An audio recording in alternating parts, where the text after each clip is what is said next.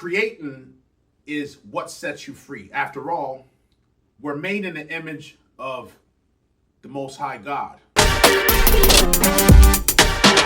Measure your growth. Either way's the day going. Either way's day going. You got to dream to win. Play for it. Don't give in when.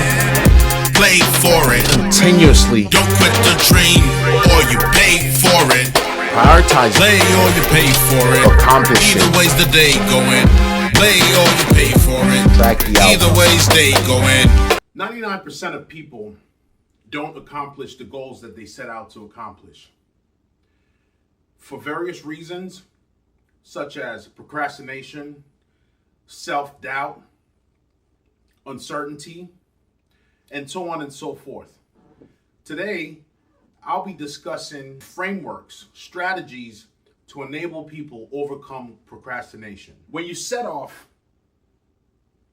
to accomplish a project, an endeavor, something, especially as it pertains to setting your family free financially, improving your lives and the lives of people around you, we find that we don't give the same energy, the same, we lack the zeal to give it everything that we have. For instance, you get a job and every single day you know that you're to show up, get to that office or your place of business and perform like your life depends on it. But in some cases, these jobs are dead-end jobs, or even when they're not, even when you have opportunities for advancements, you may hate the job or it may not be your purpose. Well, our purpose is creativity, and creating is what sets you free. After all, we're made in the image of the Most High God, who is the ultimate creator. That was his job. So us as creators, whenever we're in that element, this is when we gain, when we have the best, the most fulfillment. But a lot of us don't give the best that we have when it's our own project, when it's our own thing. But we give that to the boss. We give that to our employer. There's nothing wrong with that. If you're getting paid to work, to do a task, I believe that you should show up and give 100% of yourself. But what are you going to pass on down to your children? Because that job that you show up to every single day, that job is something that was developed and built by someone else. Someone had that idea. Someone had that dream. And you have ideas. You have dreams. As long as you're alive and breathing and you wake up every day, there's ideas brewing in your mind. So what is keeping you from executing? Procrastination, lack of belief, maybe lack of funding. Okay, we'll get there. Let's deal with the things that you can control immediately. When you begin a project, planning is very important. Let's discuss planning. Planning is great because you get an overview, understanding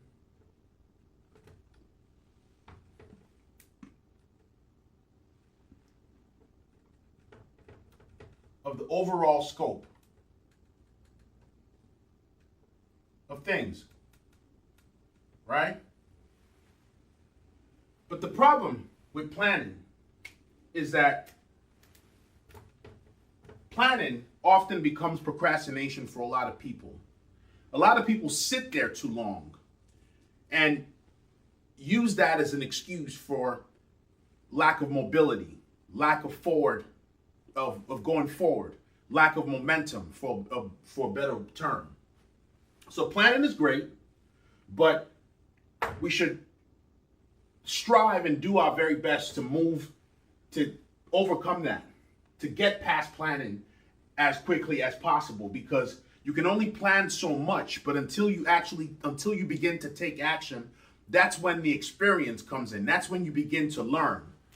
So I'll discuss this framework, right? Certain things that you should always ask yourself, right? As you move forward into the implementation phase. Implementation phase, right? Ask yourself these questions. The first question is the overall scope, the objective, the desired outcome, right? Or set of outcomes, or tasks, or subtasks. Is it, or are they sizable? Sizable. Meaning, how much could you break down these tasks into subtasks, into chunks, into bits that allows you to not be overwhelmed and execute more freely, more effortlessly, and to incentivize you once you've accomplished a milestone? Sizable, right? Break things down into bits. I'm going to use very simple terms here, right? To not overcomplicate things. Break things down into bits, into chunks, right? Set milestones that you can actually accomplish. How sizable are the tasks? Break things down into subtasks. This has a way of helping your mind to process things better. Second question you should be asking yourself is this.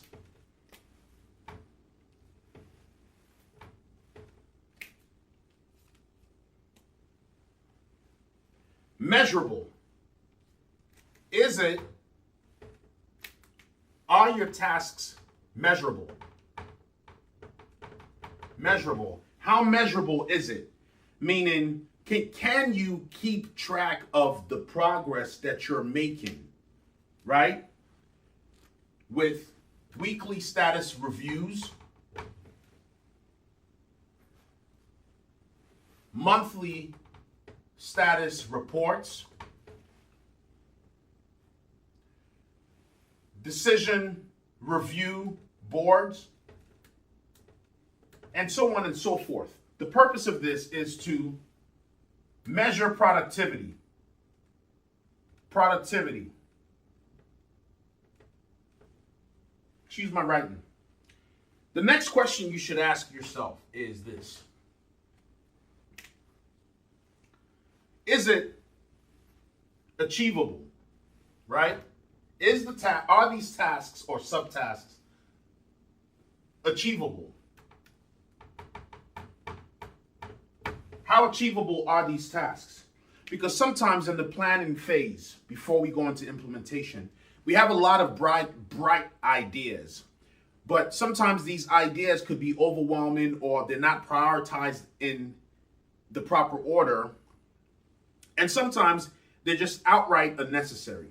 So as you begin to as you take action again, and you begin to walk down that path of implementation, you start to see more clearly. But the problem is that a lot of us associate taking action, moving forward, taking that leap of faith as, for instance, leaping off of a tall structure without a parachute and bracing for impact, right? But the fact of the matter is that it's never what we expect. The journey is never what we expect. So how achievable are these things? Are there things that are outright unnecessary?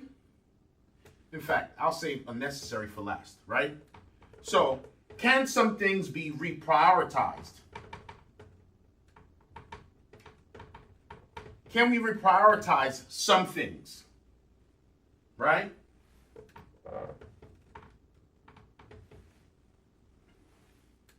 Can some things in your backlog be rearranged? Can the order of it be rearranged? And the reason for that is because sometimes you'll have a task that may take or that's estimated to take a week, but it takes longer. And there are other dependencies, there are other dependencies pertaining to that. And what we find ourselves doing is continuously fiddling with those things when we could move on to the next thing that will allow more space and create more movement in the project overall. So that can cause a bottleneck. So can things in your backlog be prioritized, right? Are there things that are completely unnecessary? Completely removed, right? These are just ideas that maybe could come back on in your evolution stage, for instance, right? So how achievable are these things? The next question you should be asking yourself is relevance. How relevant is the task, the subtask? Does it move the needle forward in your favor, in favor of the project? Does it stall momentum? Because remember, procrastination. A lot of these things cause procrastination, right? So these are the reasons here why people don't start their projects. They procrastinate. They have self-doubt, right? Maybe capital, right? And so on and so forth. Now, how relevant are the tasks, right? Does it move in simple terms, right? So that you remember, does it move the needle in favor of the project? Or does it cause a roadblock, bottlenecks, and so on and so forth? How relevant is it immediately? Can it wait? Can it be done next week? Can it be done in a month from now? Does it have to be done right now? Relevance. The next thing that you should ask yourself is this.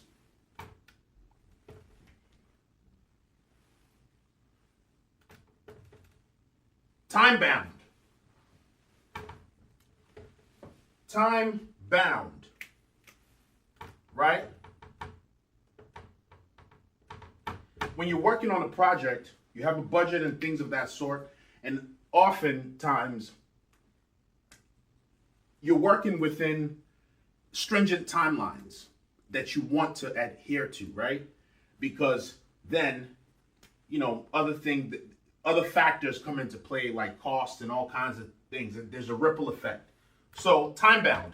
Can these tasks and subtasks, right, be accomplished within your stringent timelines, right? Again, the milestones. Set those milestones because timeline, very important. When you've asked yourself all these questions in the planning phase, you'll be much more comfortable as you go into implementation, right? And then you go into deployment, your release.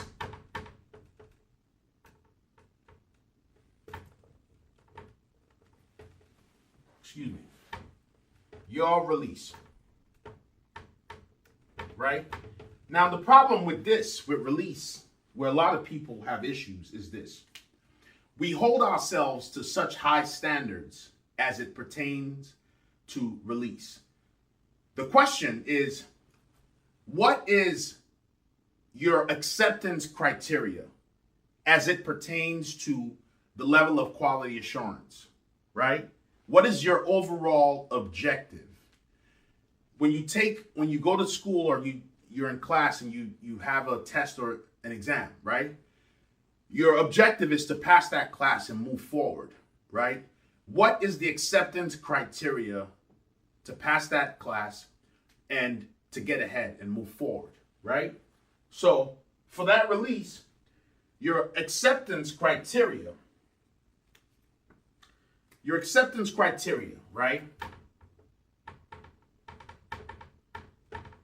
Acceptance criteria, for instance, let's say for a test or an examination, would be to have at least a C because a C means you passed the class, right? A C plus, a B, all variations of B's, and A. So this is your objective. But we hold ourselves to such high standards because in many cases, most of what we can see is this is as it pertains to self-doubt, this is how we perceive ourselves. We perceive ourselves as D's and F's. And this can cause paralysis. It can cause us to be paralyzed and to take no action whatsoever because we do not believe in ourselves, right? So you want to understand the whole process flow of things, right? Plan it through, but don't overplan, and move, take action, right? For instance, even in major corporations, when they have deployments and releases, they'll release items, right? A first item, like for instance, right now they started off with the first iPhone, and now we've moved on further down to 14, 15, 16, 17, right? And obviously, some would argue that there's not much of a difference, but there are some improvements. The product stays in an evolution phase, right? Don't be too hard on yourself for your want of perfection. You want to be seen as perfect, right? Your want for perfection. This holds you back, right? This holds you back. So, when your objective is to produce the final product, to have a desired outcome, which is pass a class, release the product, take the steps required, plan it out, follow a framework, a methodology that allows you to lift that load off of your mind and have a visual representation, visual notes, right? A vision board that can help ease these things off your mind. Now, as it pertains to capital, I know that a lot of people struggle with that, especially as it pertains to having a job where you have to show in at a brick and mortar location. Well, I've worked with some partners to create a contract portal to seek out 1099 contract works, jobs, mostly remote, mostly no phone calls, right? To help eliminate some of the things that we deal with. For instance, the early morning traffic and the evening traffic. Trust me, cutting out little bits and pieces of anything that can drain your energy and deter you from working, from spending 15 to 20 minutes a day on your craft, on your mission, right? Your purpose. So check the link in my bio. I've partnered with my business partners to make this affordable, to make it affordable. So be sure to pick up that contract portal and help fund your project. All right. Until next time, I'll see you again. Thanks for joining.